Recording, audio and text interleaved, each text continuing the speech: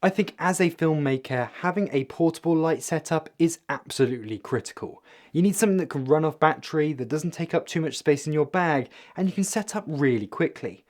I think these might be the perfect answer. Today we are looking at two iFootage lights, the SL160DN as well as the SL1 130BNA.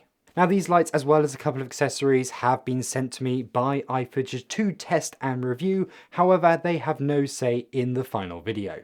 So why is it so important you have a portable light setup as part of the kit that you have as a filmmaker?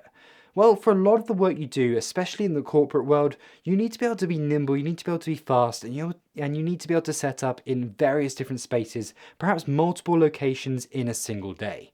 I know certainly here in the UK, if we're running around London, often we'll have to jump on the tube or we'll have to jump in a taxi, and there isn't really time to bring big, heavy lights. Yes, it's great if you can bring a 600D or bigger, and you can have a really nice book light to light up your interviews, but sadly that's usually not the case and really isn't necessary for a lot of work out there. A lot of corporate locations also have quite heavy restrictions on where you can plug in. You're often not allowed to plug in your devices unless you've been given permission beforehand, and often that's just too last minute for that to be possible. So being able to run off a battery is so key to a portable light setup. Now I've always been searching for the perfect portable light, and there's usually some sort of compromise here or there, but I've got to say I've been really impressed playing around with these iFootage lights, and actually I think they may become my number one choice when looking for a portable light setup. Now you've probably heard about how incredibly colour accurate these lights are. I haven't got the equipment to truly test it,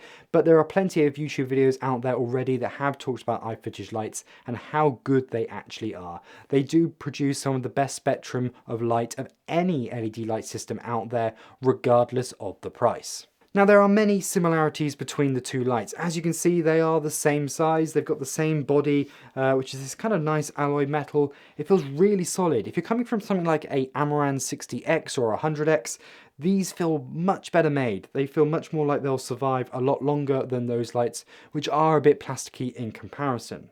I do love this small size. It just makes it easy to be really portable with. It means that you can slot it into just one section of your camera bag. It's not taking up an entire bag on its own. So you can actually have a couple of these in just a couple of lens slots, which is absolutely awesome. I am a really big fan of the mini yoke that they've got going on the side as well. That's another thing that I found frustrating with Amaran lights. The yoke is huge on that thing and it is just made of plastic. That's not the case here. These are metal ones and it's a nice easy movement. And the fact that it's just so compact, it doesn't kind of stick out and it's not going to get snapped off by anything because of its slim profile. Now both of these lights can be powered off USB power delivery, and I absolutely love that. As you know, I absolutely love anything that can be powered off power delivery. I want all my chargers, my cameras, everything to be able to power off that if I can, because it's just so easily available nowadays. You have it with your phone, you have it with your MacBook, so it just makes sense if you can use the same power outlets and plug it straight into your lights as well if you really need to. Of course, both these lights require a different amount of power into the power delivery, with the 60X needing 100 watts if you want to use it at max power, and the 130 needing 140 watt of power from power delivery if you want to get 100%. But the good news is you don't have to use them at 100% if you don't have the right adapter available, if you don't have the right amount of power coming from, say, a battery, for example. I've got some FX Nano Lion batteries. They're about 45 watt power delivery, and I can still get to about 50% on these lights, which is really nice to see. So I can still use these lights in a very usable capacity, even if you can't max them out to full power. You also do have that DC barrel on there as well, so of course you could use a D-tap to DC barrel adapter and use that instead of the power delivery, but I just love having USB-C because it's just so convenient. Another nice thing on these lights is the fact you can do very fine adjustment of the lighting, down to 0.1%. This is really nice if you need to make small adjustments. Now, of course, these lights aren't perfect. There's a few little quirks that you just need to be aware of. The first up is the fact that it doesn't come with any sort of cap on the front of the light.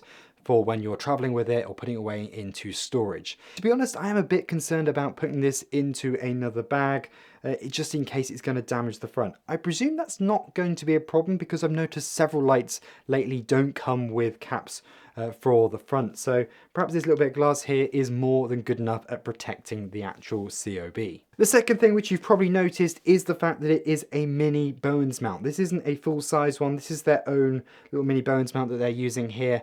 And that is a little bit annoying. Now, of course, to get a light this small, they're going to have to use their own adapter. They can't use the standard size Bowens mount, but it does mean now you have to carry adapter along as well if you want to use this light with a softbox. They did actually send me the accessory that works with it, and here it is here. It is a bit plasticky. I wish it was as well made as the main light itself.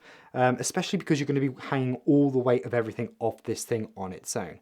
But it works well and it keeps it all quite slim and tidy, and I guess because you can pack everything down smaller, that isn't a big deal at the end of the day. My bigger frustration with this though is that if you just want to use an umbrella, there's no option to actually attach one to the light itself directly. And I think that would have been an easy addition, that you could have just had a little umbrella holder right here on the neck of the light. Instead, you do have to use your Bowens mount adapter where it does have one in there, which is great to see, but it just means that's now an additional thing you've got to do. You just can't do a quick setup with just this light on its own. Now, if you're wondering what each of these lights look like at max power, well, this is the 130 in daylight. And here is the 60 at max power. iFootage also sent me their 60cm softbox, which is a really nice size.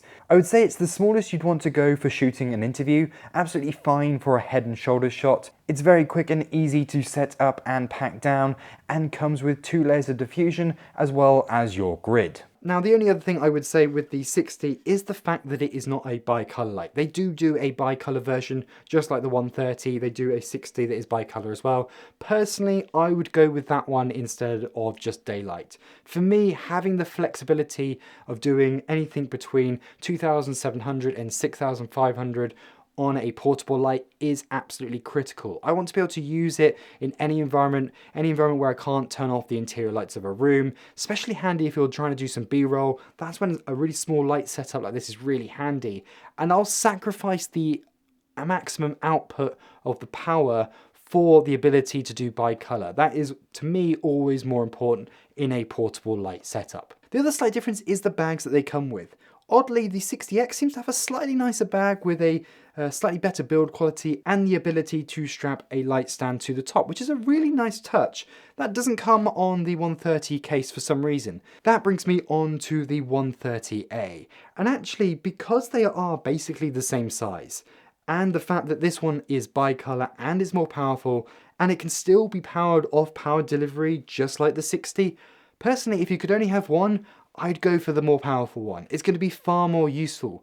If you don't need the power, you don't have to use it. If you want to run off battery, the same battery that this one would use, you can do that if you wish. However, knowing that you have the extra power available still in this really tiny body is totally worth the extra money.